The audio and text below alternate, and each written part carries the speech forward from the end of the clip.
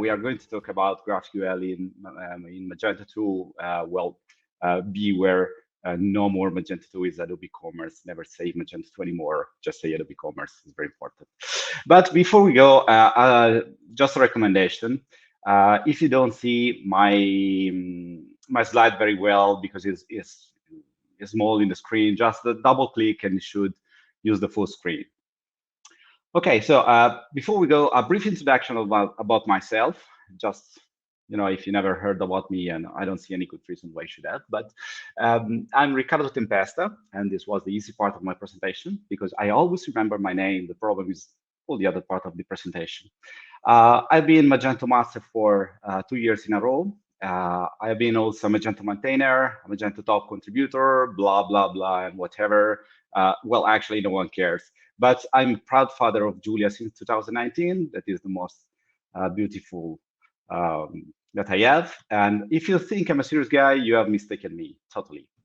So as I told you before, we are going to talk about GraphQL. And if you ever saw one of my speeches before, you probably know that I usually start with one question. And this time I will start with 2 questions. The first one is, what is GraphQL? And the second one is, why I'm here watching this weird Italian guy, why I could be playing with my PSP. I mean, it's Italian, probably they do not even have GraphQL in Italy. Well, actually, I don't know, but we have pizza, so it's enough. But, I can only answer one question at a time. So I will pick the first one, what is GraphQL? And the other one, I will let you answer by yourself. What is GraphQL? You probably noticed that the word GraphQL shares something with SQL. Basically, they share QL. Well, easy. This is the easy part. So basically, QL stands for query language. So with GraphQL, you have a query language made for graphs. And we will see what is a graph later. SQL stands for structured query language. SQL, of course, what is exactly SQL. So basically, we have the information stored in tables, and we have the table that basically are made by rows and columns representing items and properties. You probably know this. So this is Captain Obvious approved. If you don't know who Captain Obvious is, please look for it. And how does it work and why SQL was created? Of course, to find records inside this structure. So basically, when we run a select, we simply ask for, we are looking for attributes or properties, so whatever you want to like, whatever you want to call, and in the rows matching a specific criteria. And even this one is a quite obvious thing. So it's Captain Obvious approved twice. But this system is quite efficient, but now I think it's becoming quite outdated in some scenario. It's just for an example, imagine the category 3 in Magento. The Magento category 3, of course, as you know, is represented in SQL, of course. But when you look at a category 3, you see that basically it's a differently structured architecture than a simple flat table. I mean, you have a kind of hierarchical relationships between categories, and how you usually approach this in a standard SQL database or in a standard SQL approach. Of course, you have a self-referring category table. So basically, you have a category referring to another category. It's quite easy. I think everybody knows how the category table works in Magento. But of course, this is quite inefficient. If you try using SQL, the standard SQL is quite inefficient to walk the category levels. So for example, how do we query the first n category levels with SQL? We cannot do in a single query. We have to use PHP, for example, in some recursive way. So basically, we have to run something like this. Of course, this is not a Magento code, but it's just to have an idea of what I'm talking about. So basically, if I want to select one category, I have to run select star from categories where parent ID is whatever, and run this query for all the children. So I have to use PHP.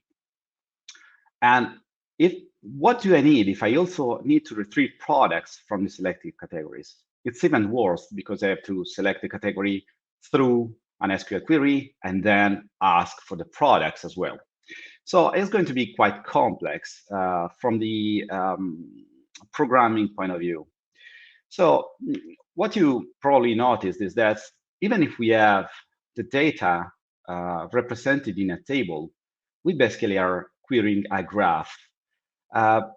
So basically, yeah, a graph is something like this. So if you imagine the category relationships, basically a graph is this one. So category 1 is the parent of category 2 and category 3 in the specific example, and a product can be associated to more categories. So basically, we build some kind of relationships between entries. That, yes, of course, you can do using usually foreign key in an SQL database, but it's quite hard to query using a simple select without building some very complex, super complex join or subselect or whatever. Despite a simple scenario, I think that MySQL has a limit here, and especially, well, actually not exactly MySQL, but SQL has limits here. So tables are normally the best solutions here. But of course, we have especially Magento, MySQL behind, but we could be using a different query language to retrieve the data. So first, we need to understand what is the graph definition here. This is a super simplified version. So basically, instead of creating a table definition as we did before, we can create a graph definition that basically is the table representation I showed you before, but represented with graphs. So basically, we say a category is referred to as a connection to itself, and it has products. And if we translate this to a GraphQL schema definition, we have something like this. So it's super simple. So we say that category as name, of course, description, image, CMS block associated, whatever you like, actually, and children categories and products behind. And we can say that products is defined by type product that has name or whatever. And we can also say that a product, of course, is a category. So we can even walk the tree up. So it's very simple. So let's look at what would be the same query as before. So the query I showed you before to travel the tree using SQL, but using GraphQL. If we change the approach and we use graph, we can have something like this. So it's a super simplified version. So basically, this is a GraphQL query in which you look for root categories and you want to see all the children categories. And for each children category, you want to know what is the name, what are the products inside, what is the product name for each product, and what are the children categories as well, and so on. So basically, instead of writing, this is an actual query. This is an actual GraphQL query. This is the GraphQL syntax. So as you can see, instead of writing thousands of SQL queries, you can simply type one GraphQL query and retrieve whatever you need. So it's very simple from the client perspective. This is why, for example, GraphQL is very popular for decoupled front ends, for example. Because if you want to build a tree and you have a decoupled front end, basically a decoupled front end is a front end that runs like a different application from Adobe Commerce itself. And retrieves information using queries, using some kind of code. The old way was to use REST codes. So basically, we're looking for categories using REST API calls. But of course, if I want to do something like that, I have to call, for example, the category endpoint multiple times to retrieve the information for all the categories, or maybe create a custom endpoint. With GraphQL, basically, I can build whatever I want. And I'm free to require all the information I need. So this is a very super simplified version. So it's very simple. Well, I don't know if you know this guy, but it's an Italian guy, very funny. I look for him. I'm not sure, I cannot pronounce his name, but it's very funny. So what is the main difference between REST API and GraphQL, and what are the main advantages of using it? Well, The old REST approach, well, old, well, not necessarily old. Let's say it's a different approach, because the fundamental behind REST is that REST is based on the idea of resource. So basically, when you query an endpoint like this one, like categories, you have the whole resource of category. So it depends on my backend implementation. What are the data you can see? So if product, for example, is retrieving name, images, or whatever, you have all in a single block. So basically, you're not free to just pick the name, just in case your front end need just to show the product name. You also have to run to ask for images. This is not a big issue from the client perspective, but from the server-side perspective, it can be an issue. Because, for example, if I need to run some very fast client query and I want to retrieve, like in my previous example, only the product's name, I'm not free to do. I'm also forced to also query images from the backend side. So it can be quite heavy from the computational perspective. In the GraphQL, you have a different approach. You can simply pick the information you need. So what is the GraphQL way? The GraphQL way is to focus more on relationships. Of course, this is a simplified version of what is behind GraphQL. It's much more complex. But the main idea, from my perspective, is that with REST, you query for a specific resource. With GraphQL, you query for information and relationships, basically.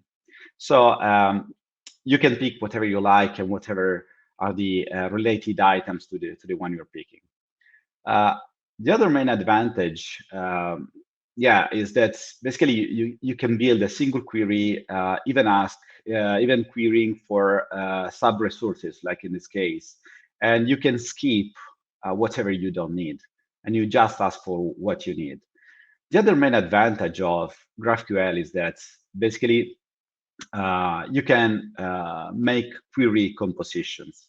So while you need to run multiple REST API calls if you need to retrieve more information, let's say if you want to retrieve a product information and let's say some Magento configuration, you probably have to run two queries.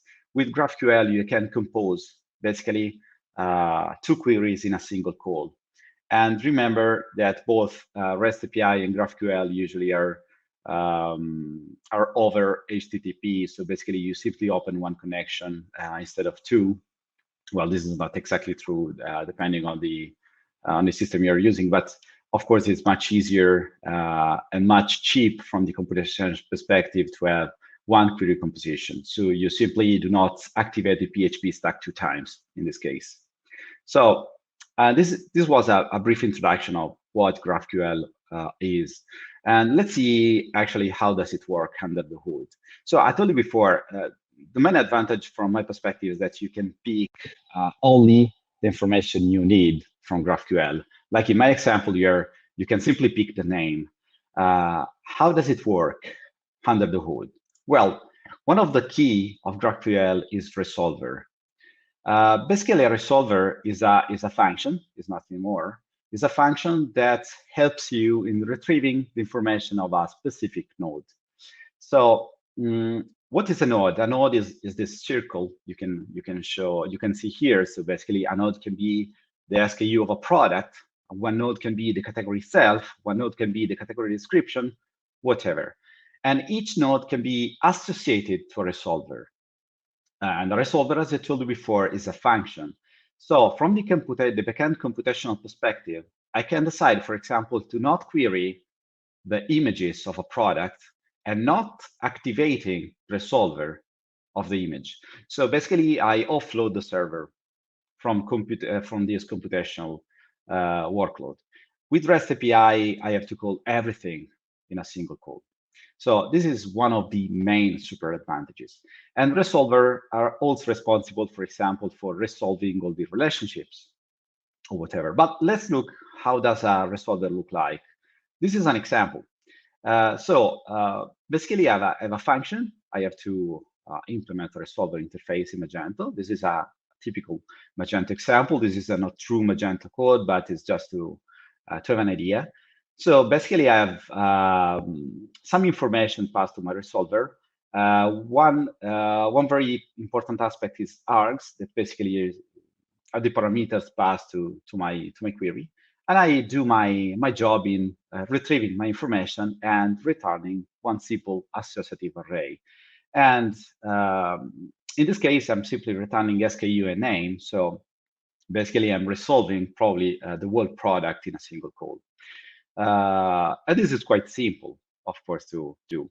Let's look at specific Magento 2 implementation. So let's go in the deep of my speech. So how does it work? Well, first of all, in MySQL, you have to write a GraphQL definition.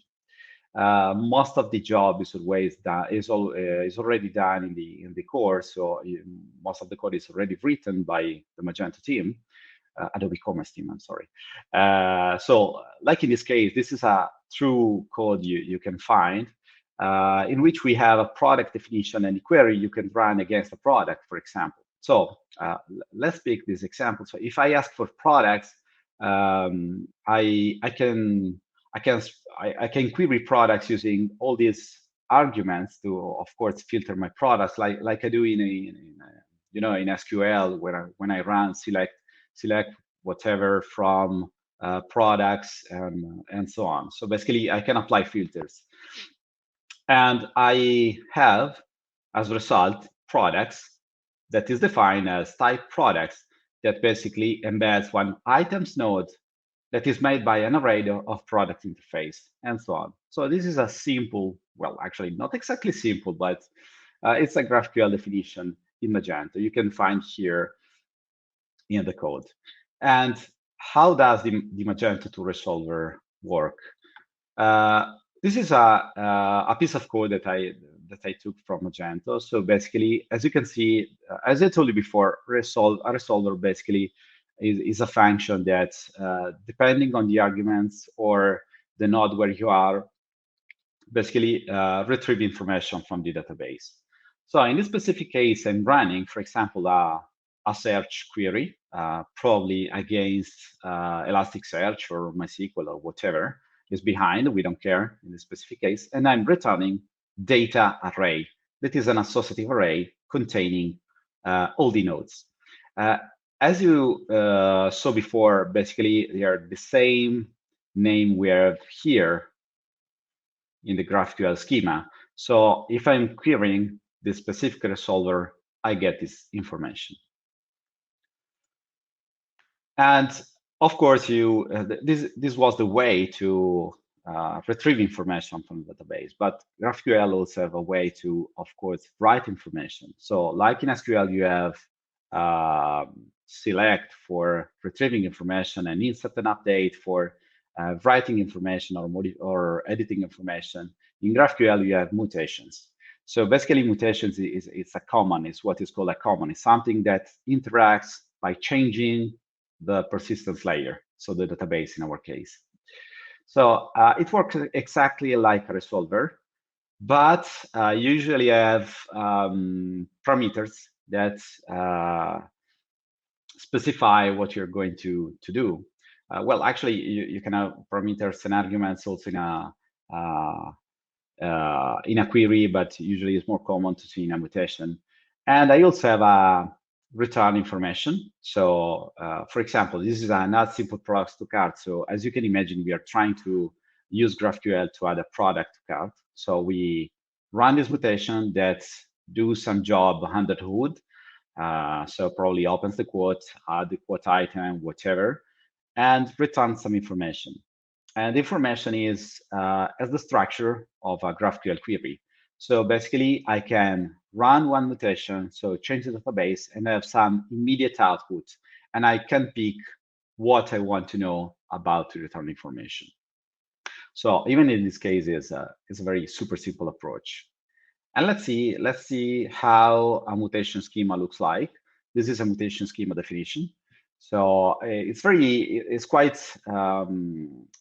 almost the same as the query, but we define type mutation as root node. And we define add simple products specifying what is the input arguments we're going to pass, because of course we will need to specify what is a product, what is a quantity, and so on. And a mutation resolver look like exactly like a standard resolver. So basically, we have the same approach. They look almost the same. The difference is that actually the mutation should be writing something or changing something in a database. It's a very bad practice to have, for example, a standard resolver changing the database. This should never happen. If you change something in the database or any kind of persistence level, can be also be, for example, a file in the file system or whatever. If you change a content of a persistent system, you should be defining your resolver as a mutation resolver. Otherwise, you are messing between queries and command. That is one of the, I think, biggest mistake you can do actually in the architecture of your solution. But if you ever worked with GraphQL before, you probably know you will sooner or later face one of the biggest issue of the traditional GraphQL approach. That is called the n+1 path problem. So resolving the children information. I will try to explain what is the problem here. Let's pick the previous example we had. So a simple tree traversal, a simple category tree traversal. If you understood what I said before, basically each node usually, actually each node can activate a resolver. So in this specific case, if we are traveling a category tree, we will activate a resolver call here, here, here, and here. So basically we are running 4 different calls to a resolver. This can be very expensive because, of course, you are changing the query language, but you are running under the hood the same queries. So basically, you're asking for all the information in this category, then all the information here, all the information here, and all the information here. So basically, your solution will look like this schema. Let's imagine you want also to query for products. So basically, you run one root query that starts another query, that starts another query, and so on. So basically, we change the way, but we have the same query as before. So this is wrong. We should be looking for a solution here. Well, pay attention. This is not exactly wrong, because if you know me, if you ever saw one of my speeches before, you know that I'm a great fan of isolation and the correct definition of method and class roles.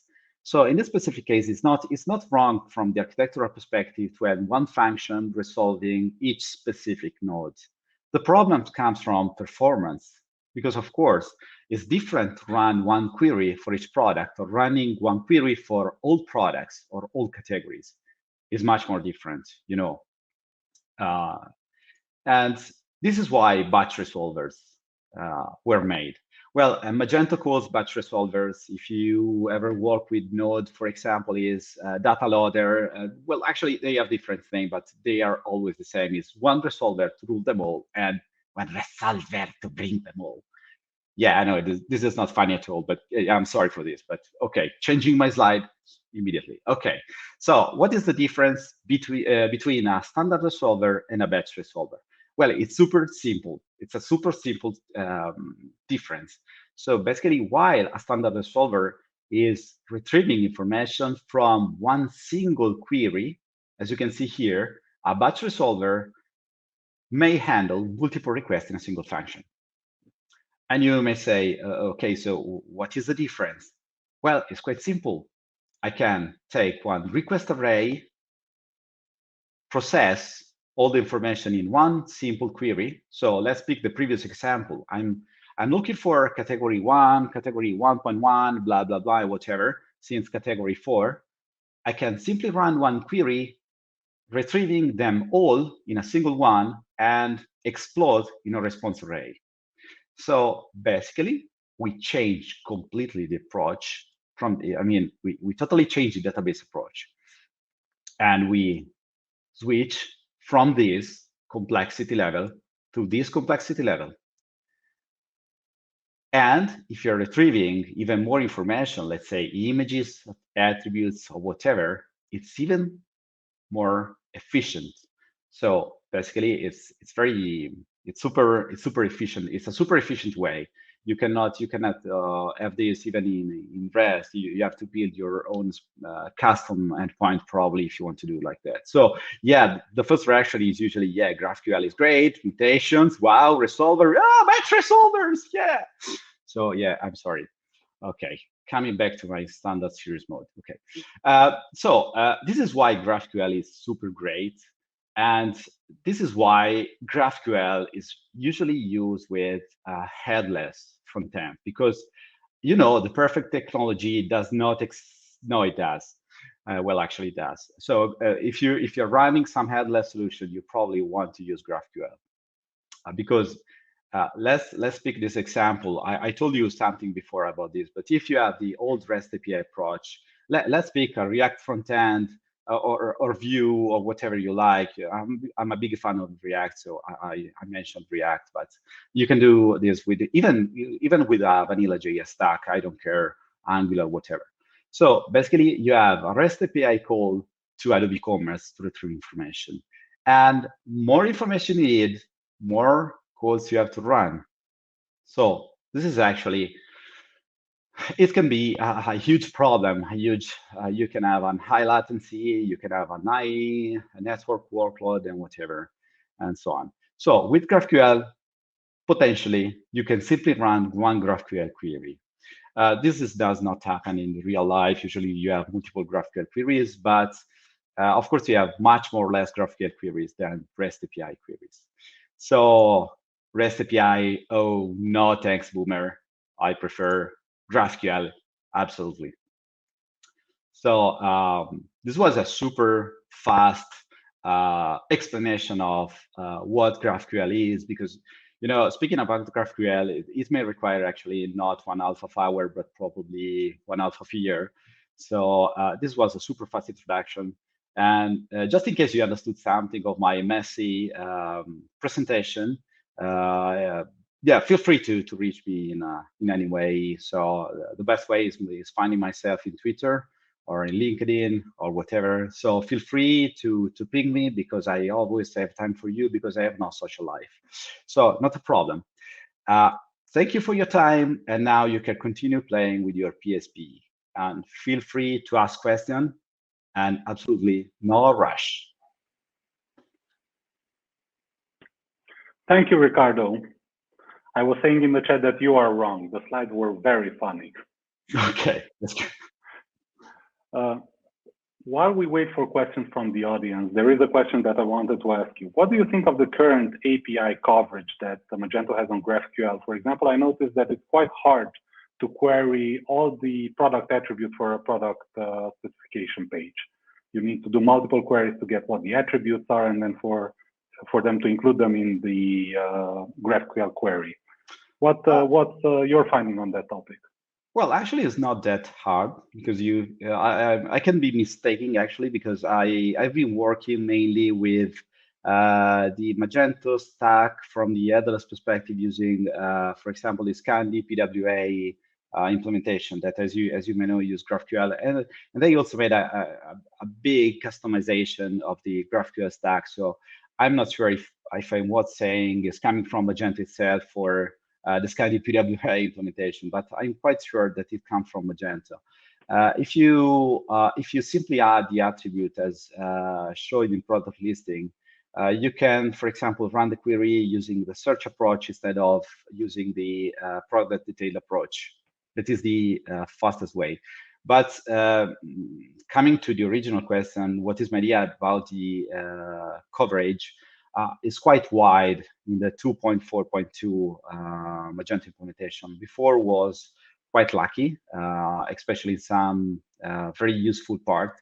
But I have to say that in 2.4.2 you have almost everything. But it's quite hard to have always 100% API coverage, especially when you're dealing with front end, because when you deal with front end, you deal with customers, and we all know that customers always makes the front end like a rocket science complexity front end, and they want whatever they want in the front end. So usually you have to customize and ask something more. But what I have to say is that much easier from my point of view to write a GraphQL extension than writing a REST API implementation. Because with the GraphQL implementation of Magento, for example, you can extend some existing query instead of rewriting. With REST API, it's not so easy because you have to use extension attributes. So we all know that extension attributes is, I cannot say what I think about extension attributes. Right.